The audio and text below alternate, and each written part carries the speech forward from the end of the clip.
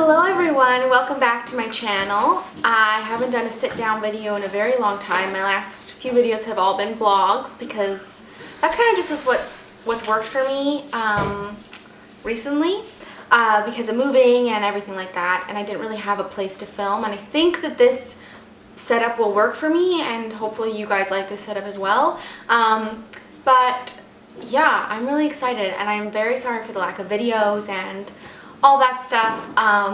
It's just about finding a routine and finding like where I feel comfortable and like just all that stuff. So anyways, today I'm going to be doing a Q&A specifically on relationships because I've gotten a lot of questions about that recently.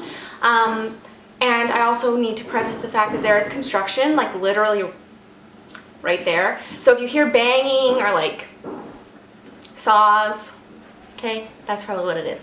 Alright, so I kind of collected a few questions that I've been asked a few times, and I thought that it would be interesting if I kind of give you guys my 2 cents on this. Yeah, so the first thing I think that I get asked a lot is how was it moving in together versus like when we didn't live together. I didn't really expect to have any problems when I moved in with my boyfriend because we had been dating for a while, and not only that, but we also spent a lot of time together. So there wasn't really ever like this, oh no, we're gonna be spending a lot of time together, like, oh, what are we gonna do? Because we already had spent a lot of time together. So there was no really surprises, I guess is the best way to say it, even though of course there's gonna be a few things that pop up when you first move in together. You're like, what the fuck, like you don't do this, or like you do that, or you leave that there, or whatever. Even like simple things like where you store your bread, you just kind of figure out and get adjusted to.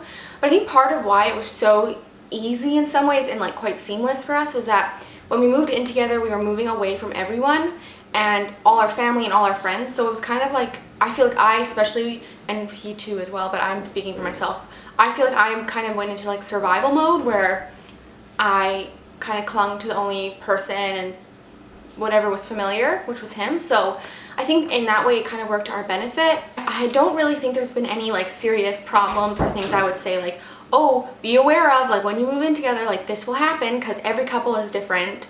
But I do think that there's going to be little things you notice, like little idiosyncrasies and little kind of oddities that you notice in your partner that you're like, what, how did I not know this? A simple example would be the fact that I never put my clothes away. Like when I like get changed at the end of the night, taking off my clothes to go to bed, I do not put those clothes away. I leave them out and I'll put them away like another day. That's just how I am, and it probably bothers the crap out of my boyfriend. So, but we get along. We've gotten along really well. A lot of people were like, oh, you're really young or whatever.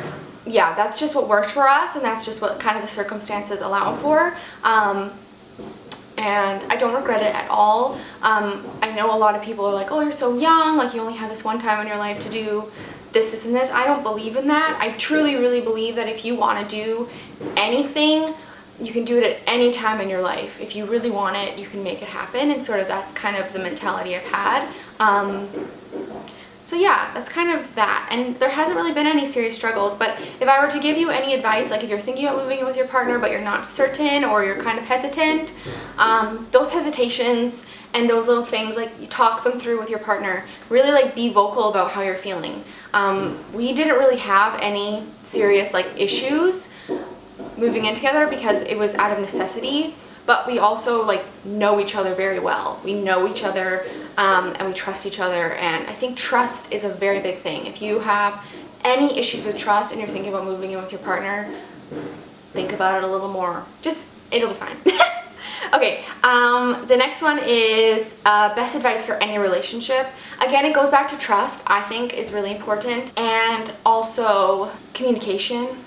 Really important, something that I definitely haven't mastered. Like these are things I'm saying, but I like know deep down, like kind of laughing because I haven't figured it all out, obviously. And I think also just like being understanding of one another, being understanding of one another's situation, like what you're going through right now. Yeah, I can't understand it, but I'm going to give you the benefit of the doubt. I'm going to help you out. I'm going to be there to support you through whatever you're going through. That sort of thing I think is like kind of obvious, but it's not obvious. Do you believe in soulmates? No, I do not. I probably would have said yes if you asked me when I was like 17. But as you get older, and in a weird way, I think it makes you, like, getting older and living more life and just, like, I don't know, seeing things differently, you kind of become, I don't want to say bitter, but I guess bitter is the best way to say, because you realize, like, how life is not organized and, like, life doesn't make sense a lot of the time, and a lot of time things just don't work the way they should work. I feel like soulmates is one of those things where it's like a really nice and romantic idea to believe that there's like one person out there for you, but if you actually think about that, it doesn't make any sense. And I think you make a soulmate of who you're with. You know, you decide internally, like, this is my soulmate, this is the person I want to be with forever, and that's a decision that you make. Do you want to get married? Okay, well, that's a good question. I don't know. Things have really changed in the past, like, decade of, like, it not being completely, like, mandatory to be married, to have a life that is traditional, like having children and having a home together and living together.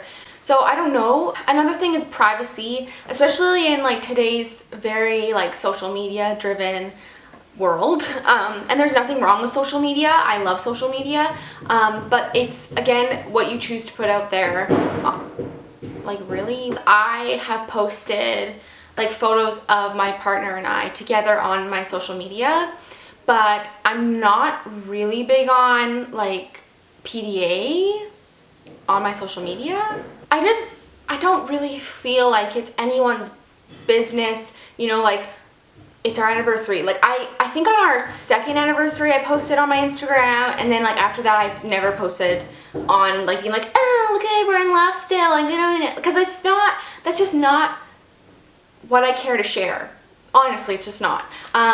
If you know me personally and you know me, like, you're my family or you're a close friend of mine, like, you know when my partner and I's anniversary is, and you know, like, that we celebrate it every year, but, like, I don't feel the need to, like, put it on social media and, like, say, like, look what he got me, or, like, look what this is, and I don't believe in that. My boyfriend does not really use his social media that much, and his is private, and he's, like, just very conservative about what he posts and what he kind of does with his social media.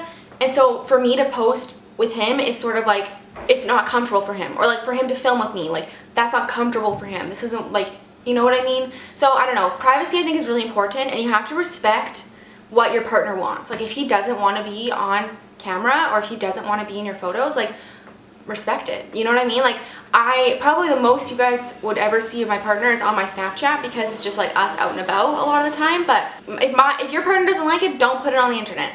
That's it. Advice for dealing with a crush. I definitely would say that I've always been a go-getter. There's someone watching me from a window up there, and it's, like, kind of creeping me out. Like, if I like someone, like, I was quite honest most of the time, like, I like this person, you know, this is how it is. You know, do you like me back? Kind of thing. Normally, if I didn't get any vibes, like, that they were liking me back, like, this is in high school, then I wouldn't, like, pursue it. But if I had sort of, like, feelings that they were, like, flirting with me, or they liked me or whatever, then I would pursue it, and I would say something, I would do something about it. Because the worst thing you can ever do, I think, in life is just sit back and, like, let life happen. You know, you have to be the driver of your life, of the car that is your life. Drive your car to where you want it to go. Do you know what I mean? Like, your life is in your control, basically. And I know sometimes it feels like things happen and you're so out of control, but it's not about the things that happen to you, it's how you react to the things that happen to you. So this is another example of that. How to deal with fights and disagreements. Communication and understanding, like, what your partner needs when it comes to fights. Like, does your partner like to figure it out right away? Do they need space? Do they need time? That takes time to figure out, and it also is a matter of, like, asking, what do they need? What does your partner need in order to, like, move on from the argument, or what do they need to hear from you? Like, do they need to hear you say sorry? Do they need to hear you, you know, explain why you reacted the way you reacted? Everyone's different. Again, it's not something you can generalize. Communication is so big. Just listen and understand, and not only that, but don't react. Who cooks most of the time? I always get this question from family and friends, because I don't know why people want to know who cooks most of the time, but I do most of the cooking, but that doesn't mean much at all because my boyfriend cooks a lot because he eats a lot more than me. I cook mostly dinners, but it depends on my work schedule or my school schedule. You know, if I'm working till 8, like obviously I'm not gonna make dinner. So my boyfriend definitely steps in, and he's actually a very good cook. When we first started dating, he was like, all I can make is toast. And I was like, no, like that's not gonna work for me. Step up. So he definitely has, and now he makes some of my favorite vegan food. That is pretty much that. Let me know down below if you guys have any other questions revolving around relationships. I hope you all enjoyed this video, and I will see you all very soon. Bye!